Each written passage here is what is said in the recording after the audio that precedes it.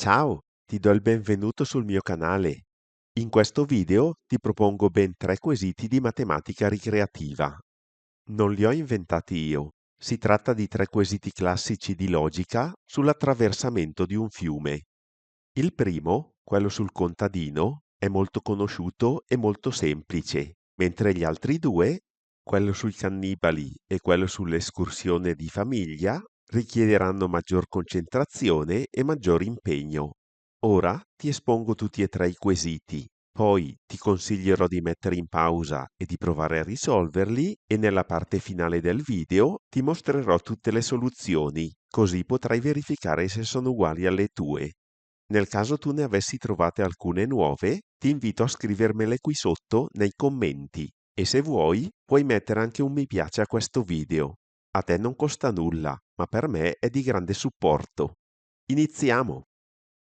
Il testo del primo quesito è: un contadino deve portare al mercato un lupo, una capra e un sacco contenente alcuni cavoli.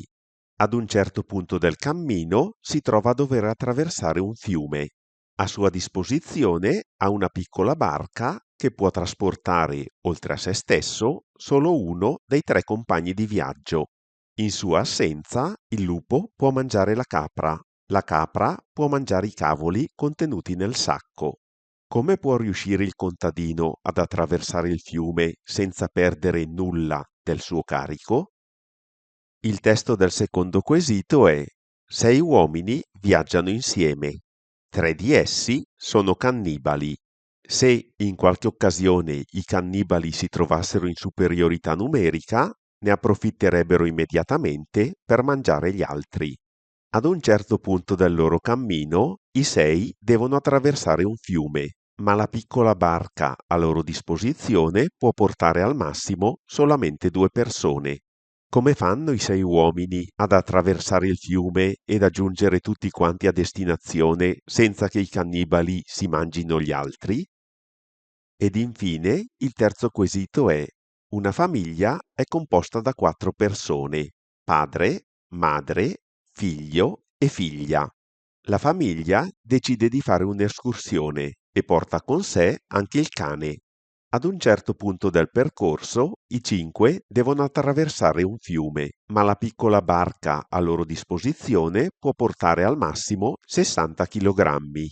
Il padre e la madre pesano 60 kg ciascuno, mentre i 2 figli e il cane pesano 30 kg ciascuno. Tutti e quanti i membri della famiglia sono in grado di remare e quindi possono condurre la barca anche da soli, tranne il cane. Che strategia devono adottare per riuscire ad attraversare tutti quanti il fiume? Ti consiglio ora di mettere in pausa e di provare a risolvere personalmente tutti e 3 i quesiti. Ci sentiamo fra poco per le 3 soluzioni. Per quanto riguarda il primo quesito, il contadino carica la capra sulla barca e la porta sull'altra riva, poiché è sicuro che il lupo non si interesserà al sacco di cavoli. Dopo aver scaricato la capra, il contadino sale nuovamente sulla barca, attraversa di nuovo il fiume, scende dalla barca e carica il sacco contenente i cavoli. Dopo aver attraversato nuovamente il fiume, scarica il sacco, carica nuovamente la capra e la riporta sulla sponda iniziale. Dopo essere approdato ed aver scaricato la capra, carica il lupo e successivamente lo trasporta sulla sponda opposta. Dopo averlo fatto scendere, sale nuovamente sulla barca, compie di nuovo la traversata, scende dalla barca, carica la capra e compie l'ultima traversata, giungendo a destinazione con tutto il carico intatto. Qui nella piccola tabellina a destra ti ho riportato tutta la sequenza delle operazioni svolte dal contadino. Passiamo ora alla soluzione del secondo quesito. I primi ad attraversare il fiume sono 2 cannibali. Uno di essi riprende la barca e torna sulla sponda iniziale. A questo punto compiono nuovamente la traversata 2 cannibali, uno dei quali ritorna sulla sponda iniziale. Dopo essere sceso dalla barca, fa salire i 2 esploratori che compiono la traversata.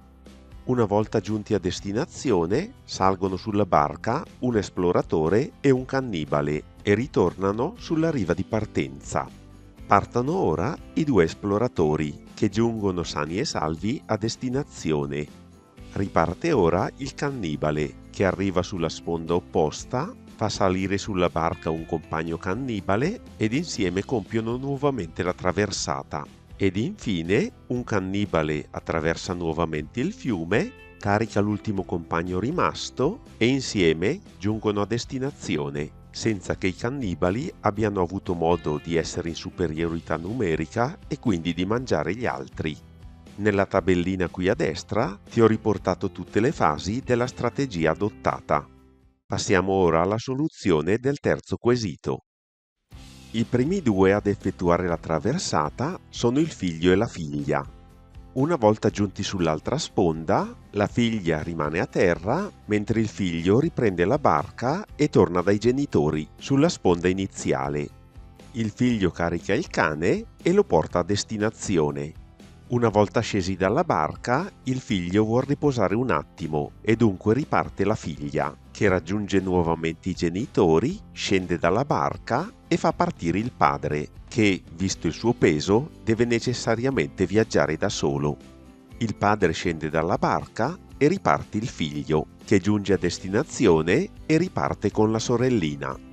Una volta giunti a destinazione, il figlio vuole riposare un attimo e dunque riparte la figlia, che, arrivata sulla sponda iniziale, scende dalla barca e cede il posto alla madre, che sale sulla barca e attraversa il fiume.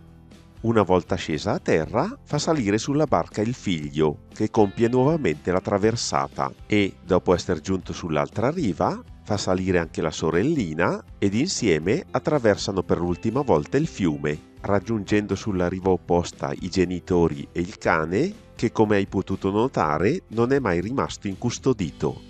Anche per questo quesito ho riepilogato tutti i passaggi della sequenza nella tabellina qui a destra. Con questo abbiamo risolto tutti e tre i quesiti. Se il video ti è piaciuto, ti invito a mettere un like e a condividerlo con gli amici. Fammi sapere nei commenti se sei riuscito a risolvere i quesiti, se hai trovato soluzioni diverse, magari più veloci, e se vuoi che pubblichi altri video di questo tipo. Se non l'hai già fatto, ti invito anche a considerare l'opportunità di iscriverti al canale e di attivare la campanella, in modo da rimanere sempre aggiornato sulle mie nuove pubblicazioni. Ti ringrazio per aver seguito il video fino alla fine e ti invito a visitare il canale, su cui troverai molti tutorial didattici e ricreativi. Ti aspetto! Ciao!